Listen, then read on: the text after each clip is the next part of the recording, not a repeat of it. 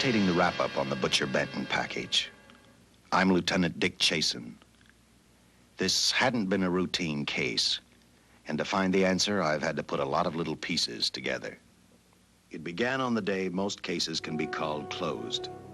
It was the day before the butcher was to be executed. He was visited by his attorney, Paul Lowe, in the death house. It was at this first meeting the Butcher Benton case took its first switch.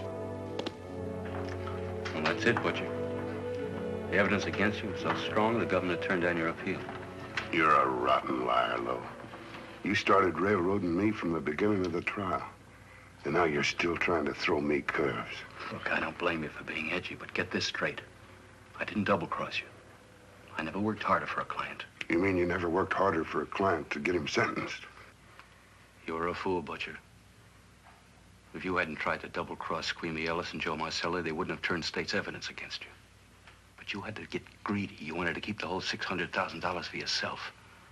Well, the boys got sore, and I don't blame them. It was all your idea. You planned the whole job. You hired us. When you found out I'd staged the money, you decided it was time for me to die. You got those two crumbs to turn state's evidence on me. You stinking rotten mouthpiece. We both know that isn't true, Butcher. Now, look, what's the sense in not giving me the money? It's not going to do you any good. Well, I'll have the satisfaction of knowing that none of you three crumbs are going to spend it. What about Eva? Don't you owe her something?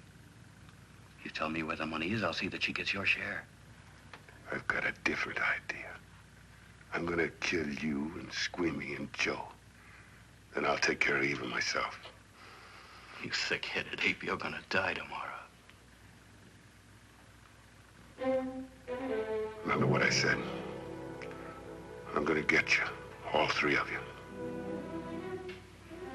Even for you, Butcher, that'd be quite a trick. So long, dead man. Remember what I said. I'm going to kill you, all three of you.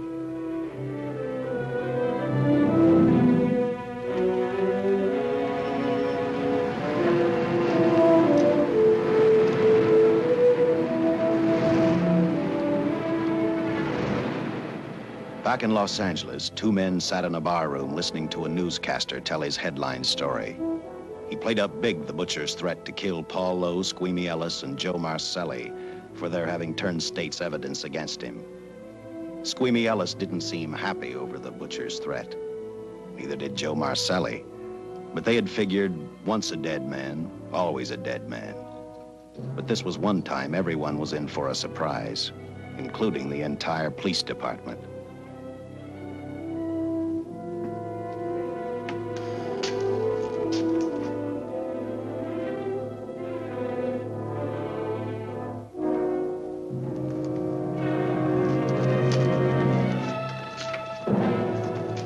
You seen the headlines, Captain? Teletype just came in from San Francisco. Butcher's execution is set for 5 o'clock this afternoon. And like the newspapers say, he still refuses to talk about that stolen money. Well, I still have hopes of coming up with something. That's what I dropped by for, Dick. With Butcher's execution, the department's marking it case closed. That means you'll be reassigned. I've spent a whole year trying to break this case. As far as I'm concerned, Butcher's death is just the beginning. Of course, I can't prove it, but I think that Paul Lowe was the top man. And even though I have to keep working on it while off duty, I'm going to get Lowe, Squeamy Ellis, and Joe Marcelli. Okay, Lieutenant. Officially, I've taken you off of the case. Unofficially, I wish you luck. Do me a favor. Keep me posted. Will do. Thanks, John. I headed for Eva Martin. She worked in a local burlesque house. I'm a cop, and my job is to ask questions and get answers. So I decided I might as well start again with her.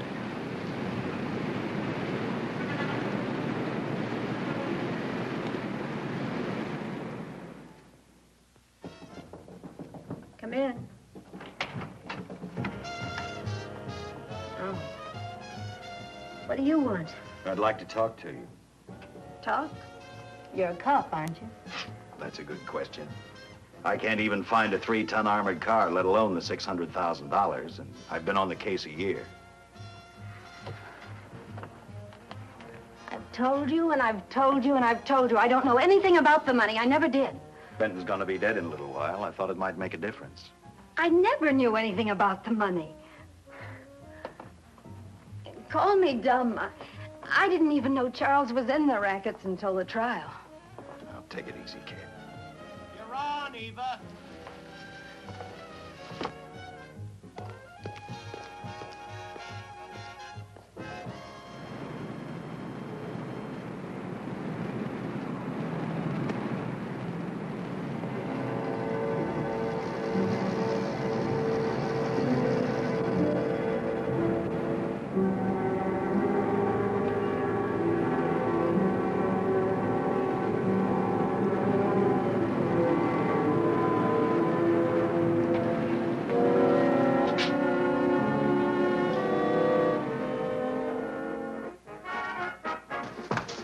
Honey, here's your wrap.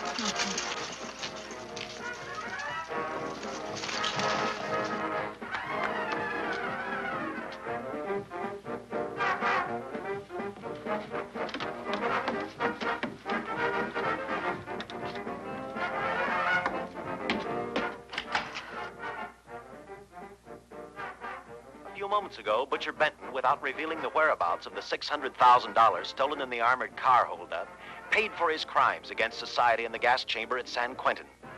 Now for a look at the international scene. Today... Come on, baby. Don't waste tears on Benton. I feel so badly about Charles. If I'd known, maybe I could have done something.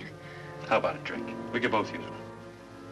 An artist can't drink while she's working, Paul. Boy, see.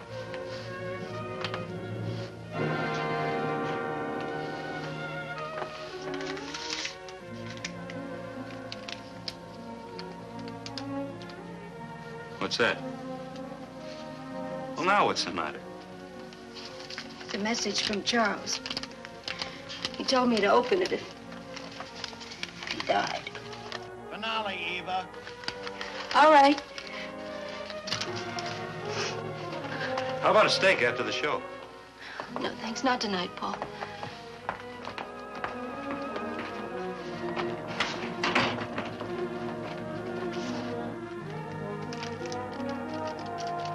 I didn't find out until much later, but Paul Lowe, in opening the letter the butcher had given Eva, found a map outlining a section of the city sewer system. And clearly identified was the spot where the butcher had hidden the stolen payroll. He replaced it with a $50 bill. I guess he figured $50 to gain $600,000 was not a bad day's work.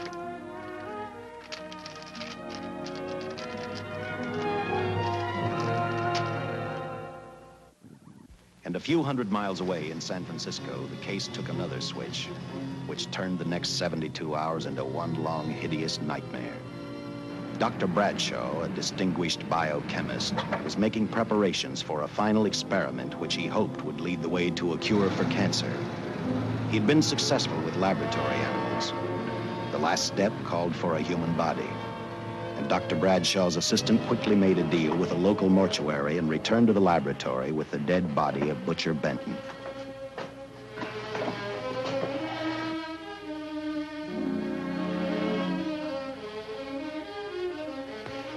You made good time. Well, I didn't waste any. Any trouble? No, I just handed the money over and moved the body into your station wagon. That was that. Good. Get a syringe.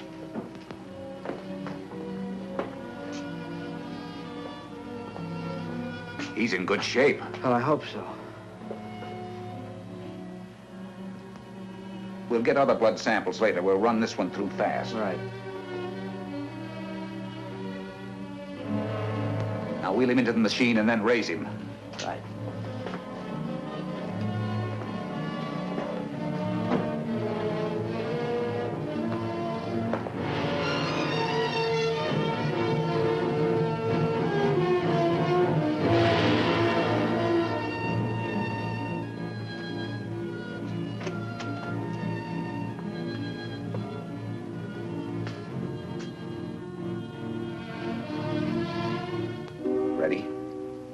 You mean you're going to give him 287,000 volts? Yes, yes. I'll get the fluoroscope set. We'll check with that before we start dissecting. Turn off the lights.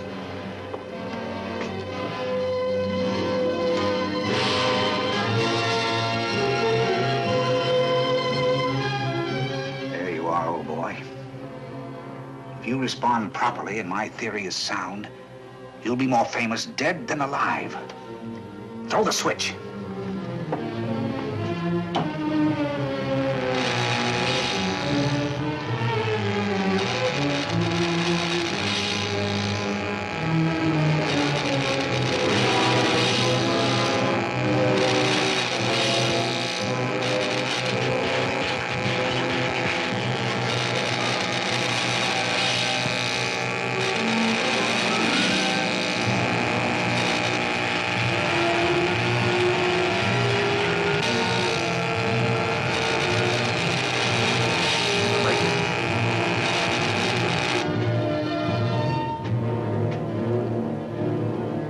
Wait, I thought I saw a pulsation of the heart. You're right.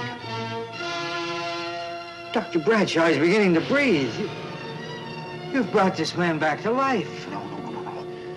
The heart muscle has simply responded to a terrific electrical shock, that's all. Yes, but it does prove that the cells still function. Dr. Bradshaw, he is alive. A shock reaction, it can't last. His cells are multiplying now, if your theory is right. We could keep that reaction going longer. But it's worth a try. Get the body out.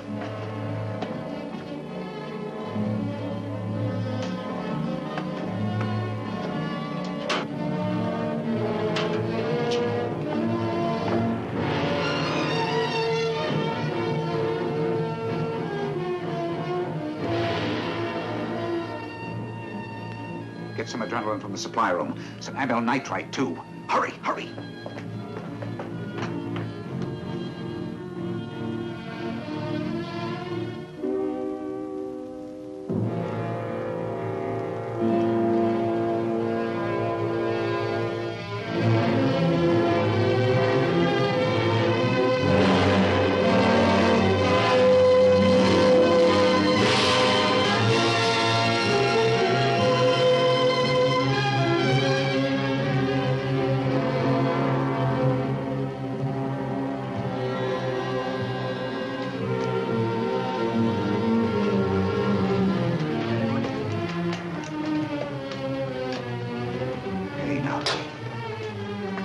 Mustn't move. Your heart can't stand the strain. Now, you must lie still. Please, please. Easy now. Easy. Easy. You must lie. Easy, please.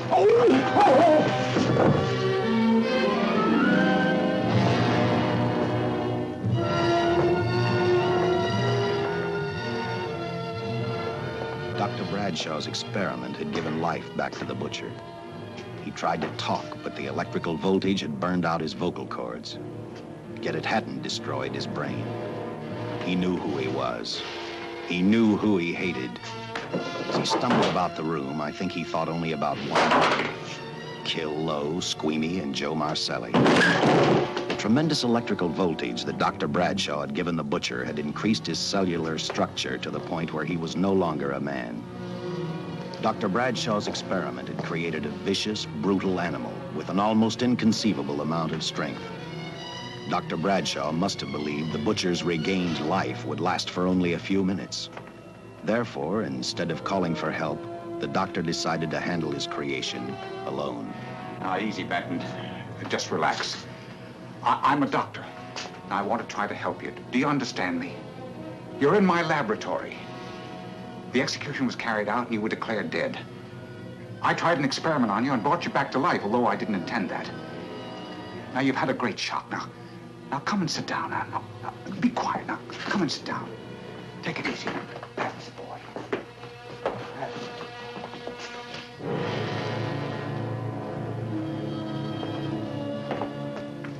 Careful. His reactions are violent. How do you explain this? Each cell must have multiplied 100 times, perhaps thousands. His strength is unbelievable. No, it's too late for the amyl nitrite. I want to get some blood samples, make some tests on him, find out what's happened. Get me a syringe.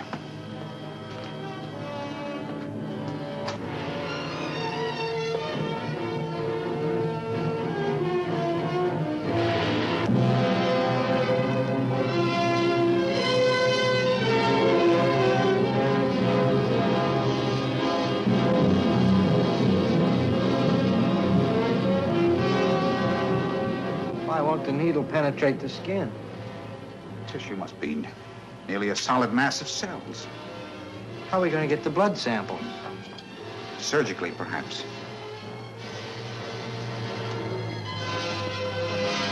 Now, take it easy.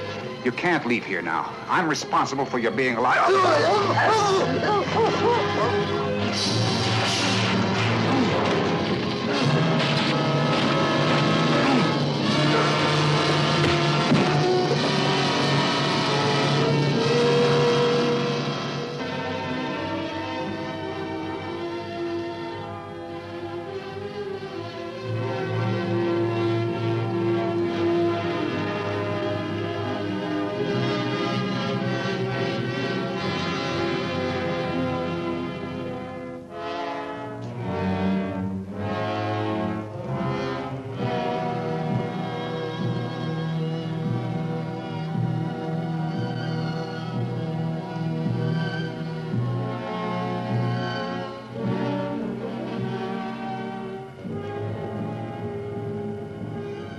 Towards the end of this case, Captain Lauder and I found out the doctor and his assistant had been murdered.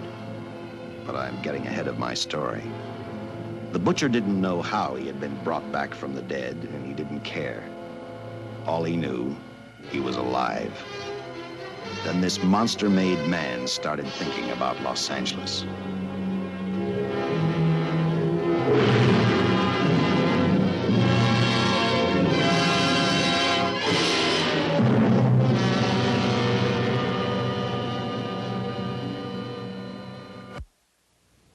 On that very night back in Los Angeles, I decided to stop playing detective for a little while. I went to the burlesque house to ask Eva to have dinner with me. After all, the butcher was dead, and if I got lucky, sooner or later, I figured Paul Lowe would lead me to the stolen payroll. In a way, that possibility made me even feel better.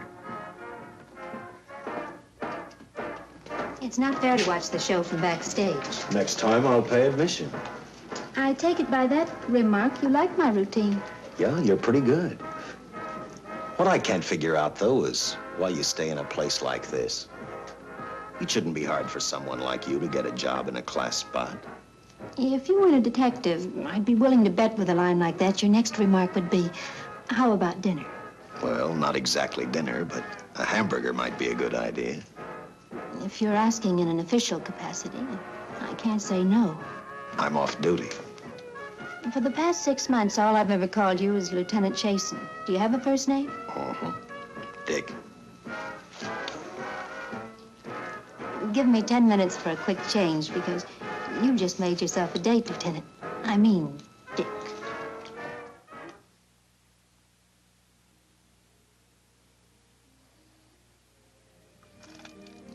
You know something, Dick? I haven't had hamburger in the front seat of an automobile with a guy in a lot of years. Well, from now on, we'll do it more often. It's funny. I always figured a policeman wasn't really a human being.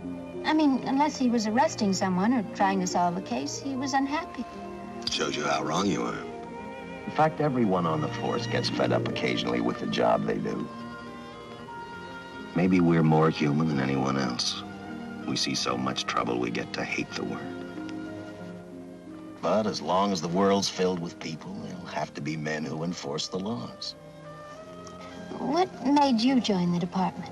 Now who's making with the questions? No, honest, I'd like to know. Well, it's really a very short story. When I got out of the Air Corps, I knocked around for a while. Well, I went to work for an oil company. One day, I went back to college on the GI Bill. Just before graduation, I noticed all about the police department exams.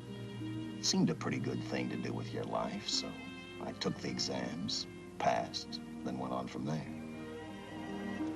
If I ask one more question, will you give me a straight answer? Try me. Am I still part of the Charles Benton investigation? I mean, right now. I don't think so. As far as the department's concerned, when Benton was executed, the case was marked closed. But inside of me, that's not good enough. I don't follow you. Well, the $600,000 is still missing. And a fast-talking underworld lawyer like Paul Lowe is walking around a free man. Someday, no matter how long it takes, I'll get him and the money. Until I do, the Benton case for me is not closed. I give you my word, Dick. Charles Benton never told me anything about the money. Oh, I've been sure of that for a long time. But how did you ever get mixed up with anyone like the butcher? As trouble ever started, it just happened. I had a roommate who used to date Benton all the time. One day she packed and left for Chicago. Benton carried a torch for her, and he used my shoulder to cry on. First thing I knew, we were having dinner together, and a few weeks later, I was labeled by the police as this #1 suspect and Benton's girl. But it was never like that. I made only one mistake. I felt sorry for him. You mean, until he was arrested for the robbery and the killing, you had no idea how he earned a living? I know this is going to sound crazy, but I only went out with Benton a couple of times. And all we ever talked about was Madge, my old roommate.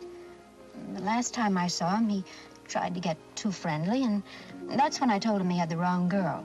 But like I said, I'd already made my mistake. What about the burlesque house? How do you two fit together? You sound like a lot of other people.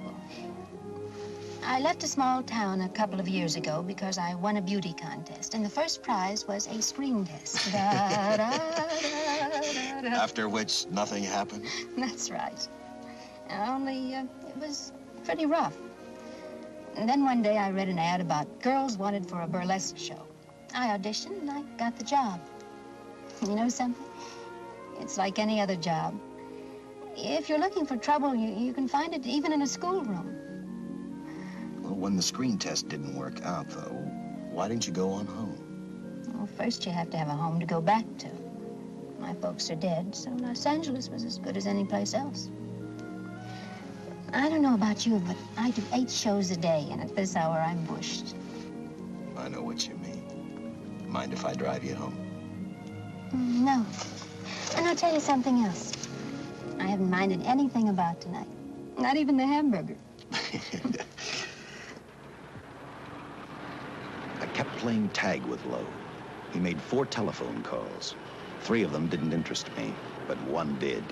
The one to Joe Marcelli. I watched Joe head for his meeting with Lowe, and for some unknown reason, I began to get the feeling that this case was finally about to explode in my favor. You see what I mean? Well, look at that, will you? I seen him stagger on 2 legs, but he's doing it on 4. Shut up, you flea bag. Well, look who's calling names. At least I ain't a squealer, a stoolie. I warned you before. All right, Harry, that's enough. I'll take care of him. I want to talk to him. Okay, Mr. Lowe. But any future business you've got with this psycho, take care of it upstairs in your office. He keeps showing around here, sooner or later he's going to get slugged, cripple or no cripple. All right, shut up, Jim. Sit down.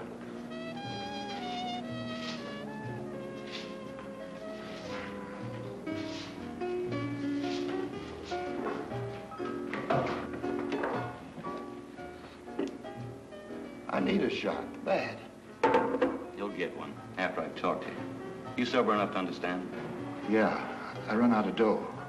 No wonder. Look at you. You used to be the best torch man in town. Now I don't think you could crack a safe if you knew the combination. No jobs. Nobody wants me since I turned stakes on Benton. That's your doing. You talked me into All right, it. quit crying. I got a job for you. If you can stay off that stuff long enough. You know I can if I've got a job. How much? What is it? There's $2 grand in it for you. Where? Right near where he pulled the job. You interested? $2 grand ain't much out of 600,000. There'll be other expenses. Besides, that money's plenty of. Now, you want it or do I get another boy? I'll do it. How soon do you want me to go to work? Set it up for tomorrow night. Call me before noon. I'm going to the races. 1. And that's all. The job's over.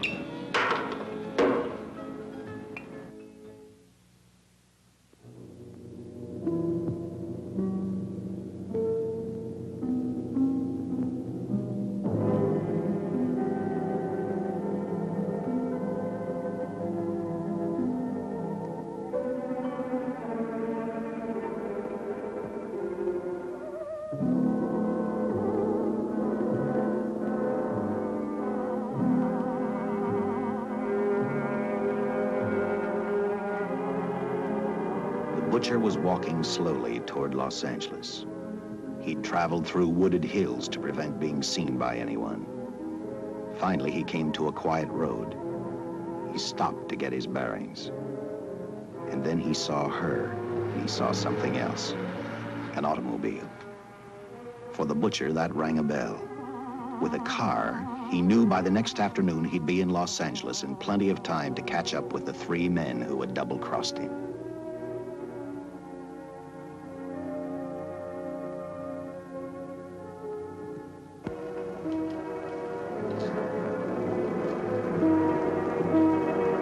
Well, see, you're a real gentleman to be helping strangers in distress. I hope you don't mind me using the babe here as bait. Quite a dish, isn't she? But that's what she gets paid for. Bait, that is. Yes, sir. She's a real shaker artist of my outfit. Carnival man myself. Just call me Connie. Yeah. Well, friend, we're in a little bit of difficulty here. Got a flat tire, brand new car, no tools in the back. Why, some of these dealers make my carnival grifters look like babes in the woods.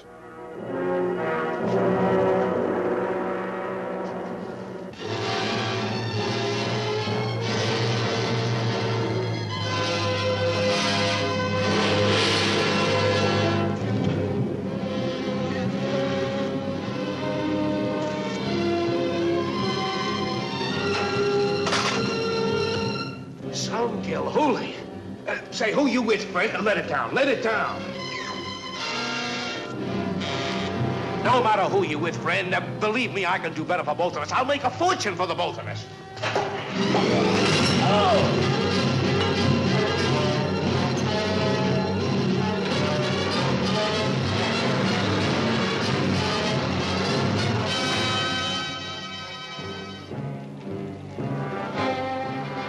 An hour later, the San Francisco Police Department sent out an APB.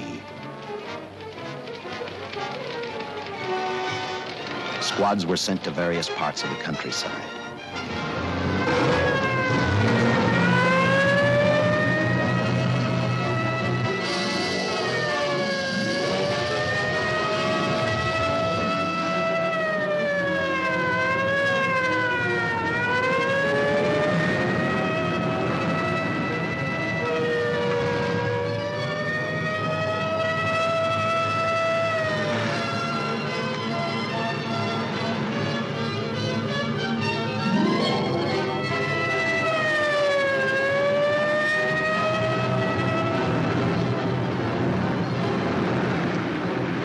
Roadblocks were thrown up to catch the cold-blooded killer the hysterical girl had described. Each squad kept reporting back to central headquarters, and each of their stories was the same. So far, none of them had spotted the car the killer was driving. Orders were given to shoot to kill, because from the girls' further accounts, they realized they were dealing with a maniac.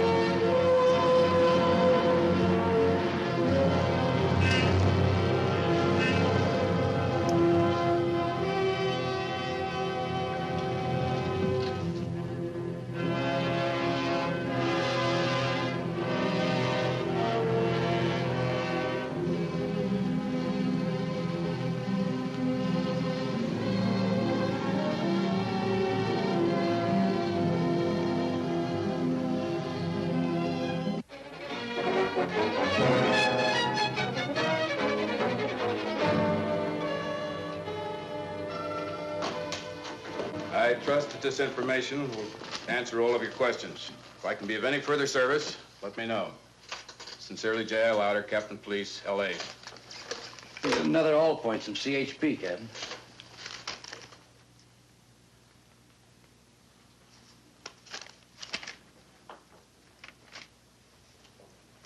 These reports sound like they come from a bunch of loonies.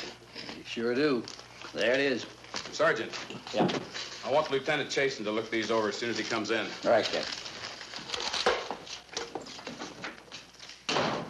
The next morning, I read the stories of the brutal murder of the 2 police officers.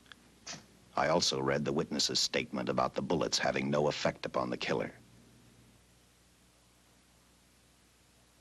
I felt sorry for the witness, and I thought about how easily a person's mind can become confused when suddenly they receive a brutal shock.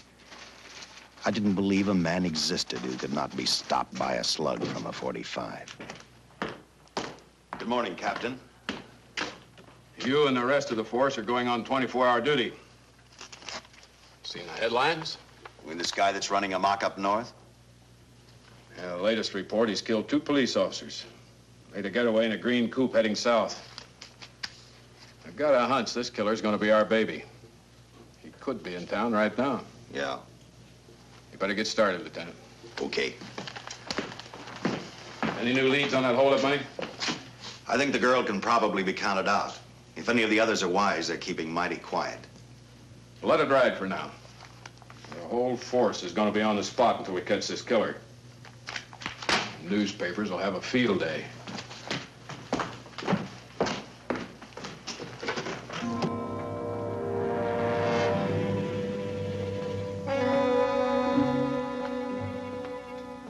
We were wrong about 2 things. The killer was already in our city, and we didn't know he was Butcher Benton. He headed straight for Eva Martin. He went to her dressing room to get back the map he had left in the envelope with her. He wanted first to check his money, then catch up with Lowe and the others.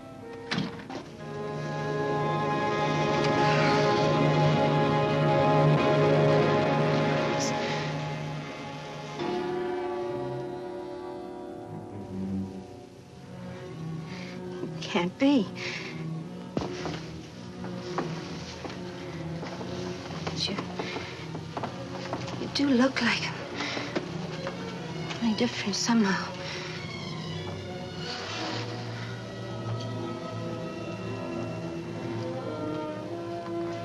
It is you. Why didn't somebody tell me? What's happened, Charles? Those look like bullet holes. Are they?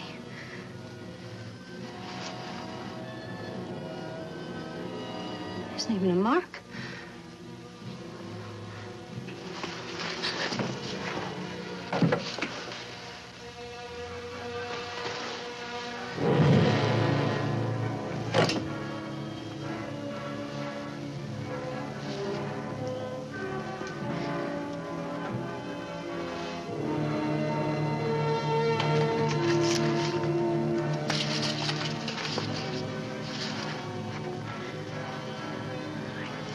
I opened it like you told me, and I found the $50. I didn't know why you left him. Oh, Paul didn't know why he was here.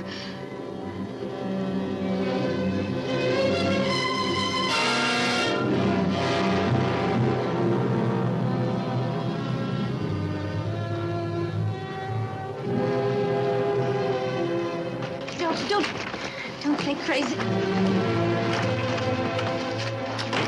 The name of Paul triggered his hate. He left her dressing room and started for Squeamy Ellis and Joe Marcelli's place. Because he knew, with them out of the way, Paul Lowe couldn't open the strongbox where the money was hidden. He thought of Squeamy and Joe first. He was saving Paul Lowe for last.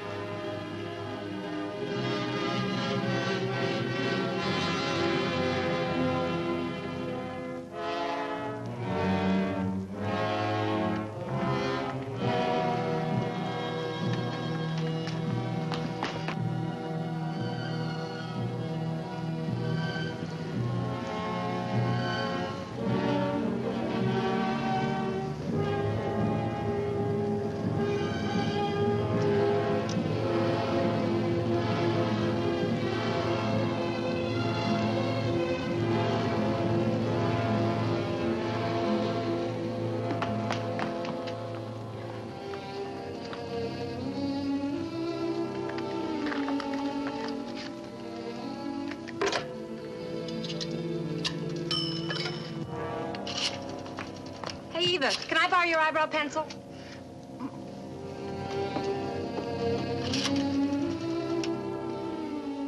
Operator, get me police headquarters. Lieutenant Chasen, please. When do you expect him? Well, tell him Charles Benton is alive, and even bullets can't stop him. I'm not crazy. Just say a friend of Charles. He'll know.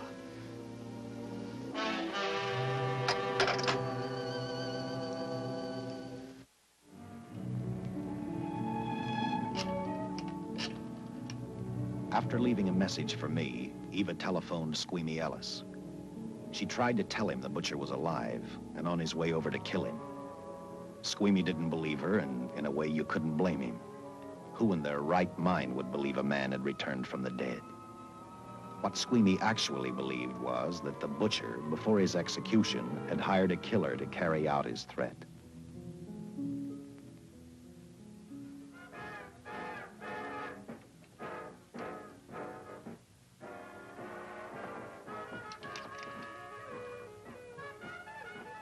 You sick? What? You don't look so good to me. 10 minutes, Eva. All right. Say, Eva, I could take over the matinee trick for you. What? It's easy. Look, Eva, I can do it. Scabba-doo-doo-doo. Oh, Francine, I just thought of something. Yeah? Eva agreed to let Francine do the show. She hoped she'd be able to interrupt the butcher before he arrived at Squeamy's hotel. Or, failing that, at least be able to warn him to stay out of sight. You wanted me, Captain? Yeah, I just had a rundown on those fingerprints of the stolen car up north. We got nothing on the driver who was killed or the woman with him. Take a good look at these. There's something funny about these. Yeah. The boys in the lab can't figure it out either. Those are the killers. They were found on the steering wheel. Looked like they'd been stamped in with a steel die. They sure do. These are Butcher Benton's. What? Well, they look the same to me. How do the lab boys explain that? They don't. Their best guess is a twin brother. An identical twin could have the same pattern of whorls with only slight variations. Ever hear of the butcher having a twin brother? No. Even if he did, it wouldn't explain these freak prints. You didn't pick up your message, Lieutenant. Some wacky dame calls you. And she says Charles Benton is alive, and bullets won't stop him. If we buy the twin theory... Who was she? Where'd she see him? Well, she wouldn't leave her name. Sounded kind of hysterical to me. Said she was a friend of the butcher's. Eva Martin. Get over to the Follies and see what that girl knows. Yeah. Some guys have all the luck. I never drew an assignment to the Follies.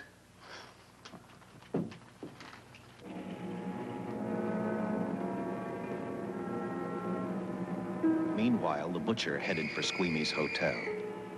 He didn't seem to be in any particular hurry. Actually, he seemed like any normal person, on his way to work or on his way home.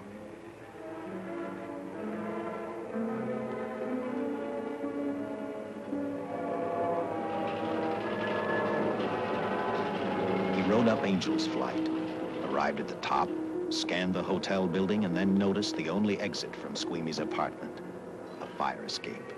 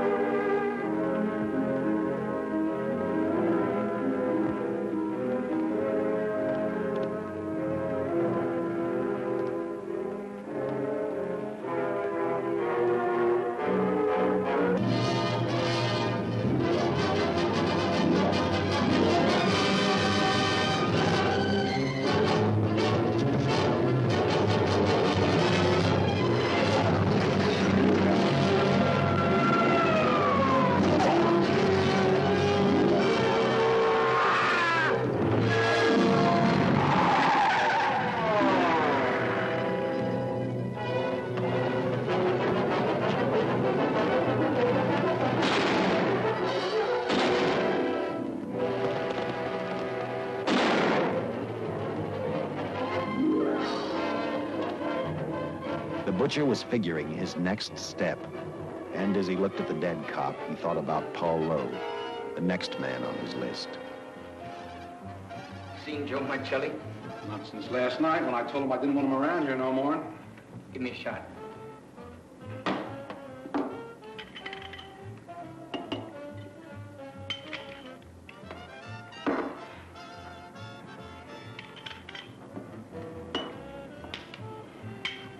Look, I need help. Just found out that Benton's hired a killer to get me. He's after Joe, too. Well, then drink up and get out. I don't want no trouble around my place. You're a real pal. Drink up and get out, I said.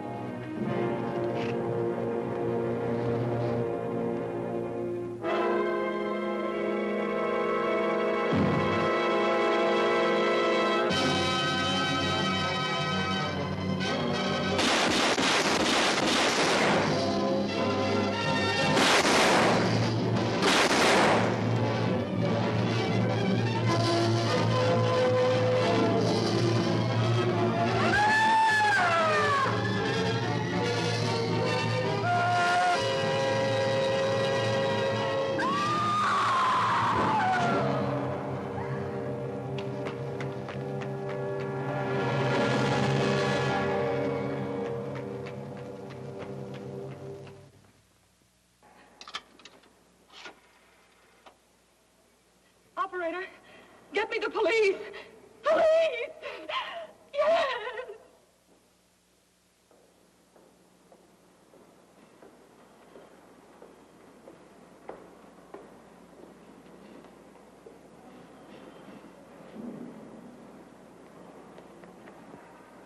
What's happened? A guy named Squeamy got thrown from the 5th floor. He's deader than a mackerel. Customer of mine. You mean Squeamy Ellis? Yeah, that's it. Just Squeamy. No one else was killed. Ain't one enough?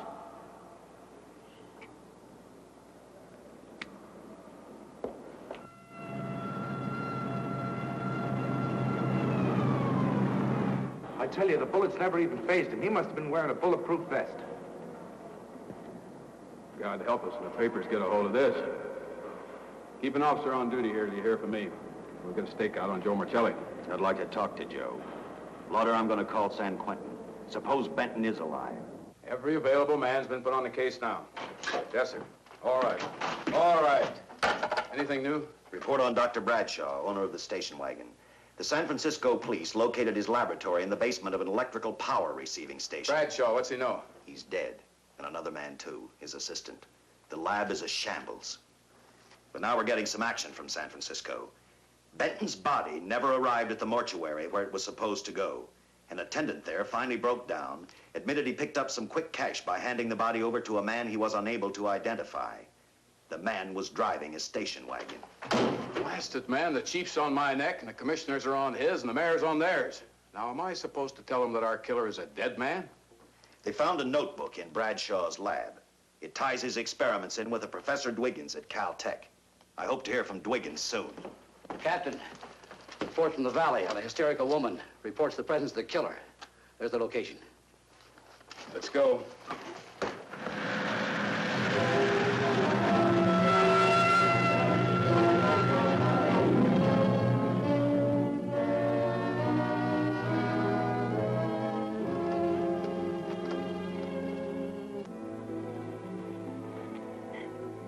You and your boyfriend had a little fight, and he got out of the car to take a walk. You noticed that he walked down toward the sump area in the direction where you'd seen those lights a short while before. What happened then, miss? Please try to tell us. Well, I just sat there a few minutes, I guess. I was pretty mad. Then there was a loud crash, like heavy metal, sort of, from down here. I got out of the car to get a better look. I heard Jimmy cry out something. I couldn't make out the words. Then down here, in a patch of light, was Jimmy. And coming toward him was this man. Big man. Lifted Jimmy up over his head like he didn't weigh a thing. Jimmy screamed. Just once, before he broke Jimmy's back. I heard it snap, not far away. Then I started running till I found this house. They let me use the phone. Thank you, mate. We'll see that you get home all right now. O'Malley, see that the young lady gets home all right. Paul Lowe, while driving to his office, heard a radio commentator report the murder of Joe Marcelli. And what shocked him most was when the broadcast identified the killer as possibly being the butcher. Lowe headed straight for Eva Martin at the Burlesque Theater. Oh, you gave me a start, Mr. Lowe. What are you doing here? Where's Eva? Oh, I'm taking her place. I'm going to wear her costumes. What's it to you? I asked you, where's Eva? Hey, don't get physical. Well, watch your tone of voice, Buster. I told you. Little Eva isn't here. I could see that for myself. Where is she? She's at police headquarters. That's where she is. Yes, sir. No, sir. Captain Lauder's still with the mayor. The killer dropped out of sight. He was last seen in the Hollywood area. Yes, sir. We know he's dangerous. Every angle's being covered. Yes, sir. I'll tell him.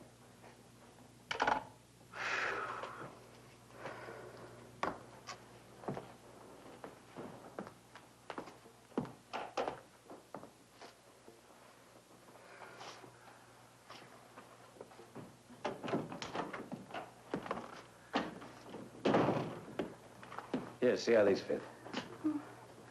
Low heels.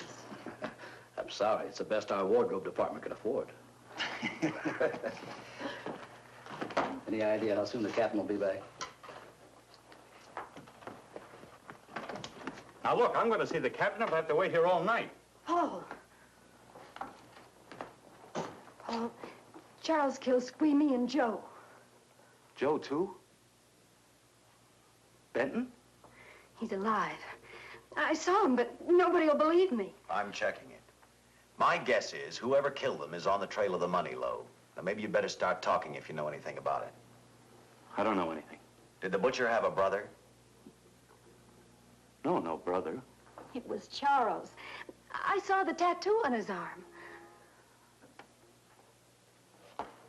Look, I demand police protection. Where's the money, Lowe? You heard me. I demand protection. I know my rights. We put stakeouts on your office and home. Well, that's not enough. It's enough as far as we're concerned.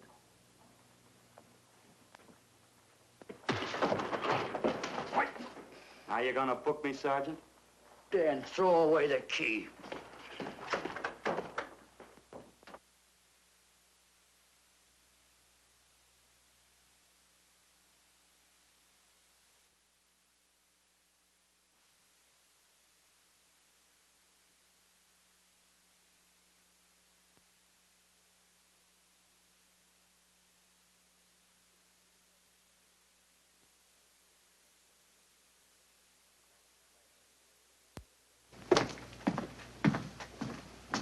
Thank you. Come up with anything yet, Dick? Oh, we've checked every hotel, motel, and rooming house in town. We've run a cross-check on every hangout Butcher ever used. Net results, blank. This is incredible. We not only discover a dead man turned killer, but it's beginning to look like he plays ghosts, too. He's somewhere in this city, and if we have to take it apart brick by brick, we've got to get him. I may be way off, but I think Paul Lowe could tell us a lot. Maybe, but it's a cinch he's not going to. Well, suppose he had no alternative. You better grab some coffee. Your mind's beginning to play tricks on you. No, now, wait a minute. When Lowe came to us for police protection, it was because he was scared stiff the Butcher would add him to the list of Squeamy Ellis and Joe Marcelli. Go on. It figures, too. When he slugged the sergeant, he knew we'd book him right away. Oh, this Lowe's a pretty cute character. But we can play the same game. You mean we'll threaten to release him? Well, not exactly. You tell him you realize that he was excited, that throwing the punch was accidental. Tell him we're not going to make a charge, that he's completely released. Lieutenant, you know we can't do that. Lowell made his first mistake when he hit the sergeant, and that'll get him a year. As far as the department's concerned, at least it's a small victory. If my hunch is right, Lowe won't want to be on the streets with the Butcher looking for him. And he may talk, and talk a lot. Enough maybe for us to get rid of him permanently. Even lead us to the Butcher. If he's frightened enough, that might work. But if it doesn't... No, Dick, I'm not going to release him. I want him out of my way so bad I can taste it, but not bad enough to be responsible for getting him killed. The good thing about that, Captain, is the fact we know it, but Lowe doesn't. Let's give it a try. All right, Lowe. Come on out. I think you'll find everything in there. You're free to go, Mr. Lowell. Wait a minute. Who do you think you're kidding? You arrested me for assaulting an officer. Court, I'll plead guilty. With luck, I might get off with 6 months. For a lawyer, you're forgetting a very important point. If no charge is made, there's no trial. It was a tough day for everyone. We figured your nerves were on edge, and when you threw the punch, you didn't know what you were doing. I've squared everything with the sergeant. It's all over, all forgotten. Yeah? Why'd you bring a stenographer? Simply because I wanted a record of our conversation at the time of your release. Okay, Lowell, let's go. Oh, wait a minute. Once out on those streets and I'm a dead man. You let me go, you'll be responsible for murder.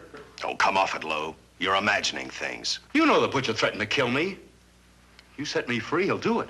Well, that's just a risk we'll have to take. But the way I look at it, Mr. Lowell, you'll be okay. Look, Captain, I'll make a deal with you. You keep me here, and I'll tell you how to recover the money. Maybe even catch the Butcher. No deals, Lowell. You'd probably tell us anything just to stall for time. Come on, let's get out of here. Now, wait a minute. All right. I'll tell you the truth. Start taking this down. I, Paul Lowe, hired Butcher Benton, Squeamy Ellis, and Joe Maselli to pull off the armored car holdup. And then Lowe continued with his confession. He told us about finding the map. He showed us the exact location of where the Butcher had hidden the stolen payroll. And he gave us a most important answer. The explanation as to how the Butcher was able to elude detection. His means of escape was the sewer system beneath our city.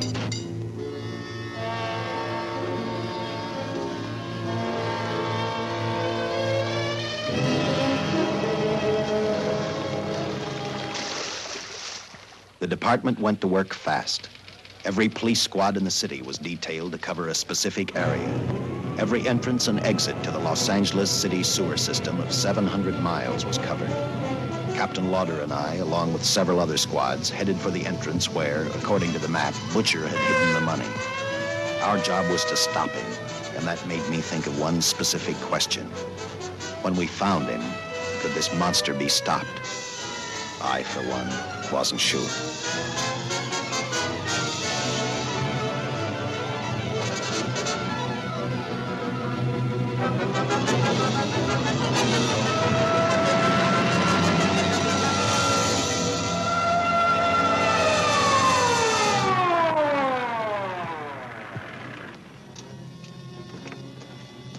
Everything all set, Lieutenant? City engineers mapped out each possible exit. A squad of officers are spotted at every point. If the Butcher can be caught, now's the time. Well, after I talked to Caltech, I called on the fire department for a little help. The professors thought a flamethrower might stop him. Flamethrower? I suppose their boys have had a chance to join our squads by now. I see we have one with us here. Have you thought about what'll happen if this doesn't work? No. I've been praying too hard that it will work.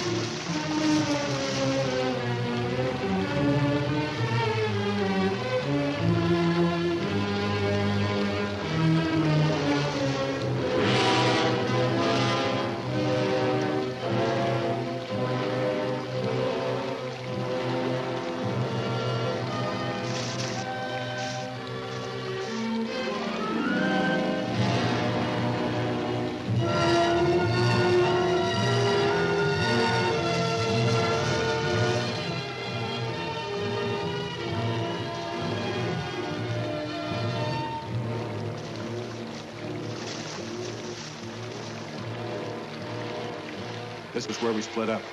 I'll go straight ahead.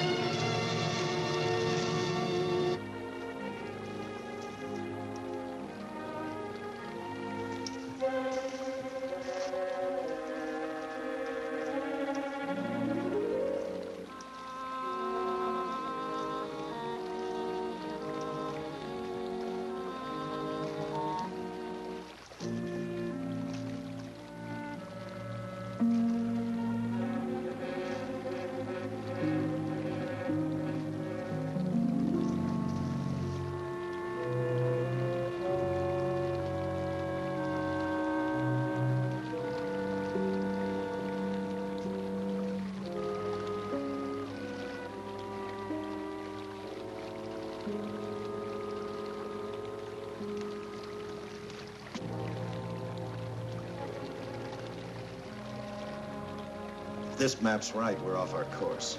We'll have to backtrack.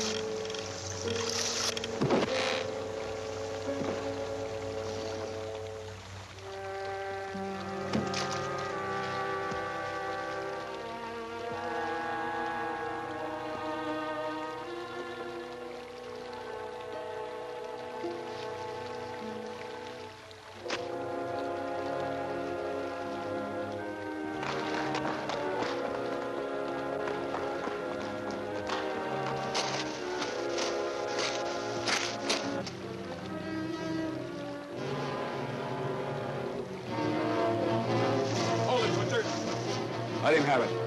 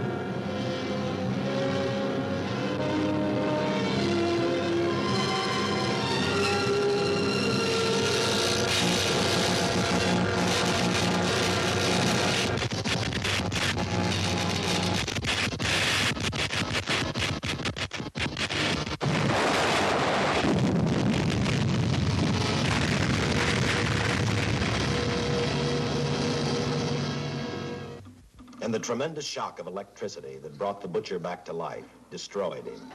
The $600,000 stolen in the armored truck robbery has been recovered. Case closed. Well, here are the scientist's comments for your records. I had to fill in a few spots with my own guesses, but I guess that's about the size of it. Did you get any sleep? Oh, some. Not much. How's the girl today? Well, I called the hospital about an hour ago. She'd gone. Gone? Where? Well, she told him she was a working girl and that she'd been away from the job too long already. Quite a girl. Yeah. Say, how about that time off I've got coming? 48 hours, beginning right now. With some rest, Dick.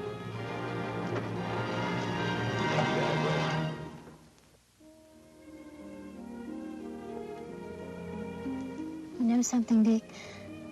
The past 72 hours seem like a bad dream. That rest in the hospital today really gave me a new lease on life. Now that it's over, I can't believe it actually happened. The important thing is to remember it is all over. I suppose you'll be assigned to another case. I'll have to give up hamburgers in the front seat of the car for steaks in a restaurant. No, I've thought about that. In fact, I decided to do something about it. I started by talking the captain into a short holiday, and just about an hour ago, I got you fired. What? What did you do that for? I figured that being my wife would take up all of your time. Even if I wanted to say no, I couldn't. You're not supposed to say no to a detective. I figured that, too.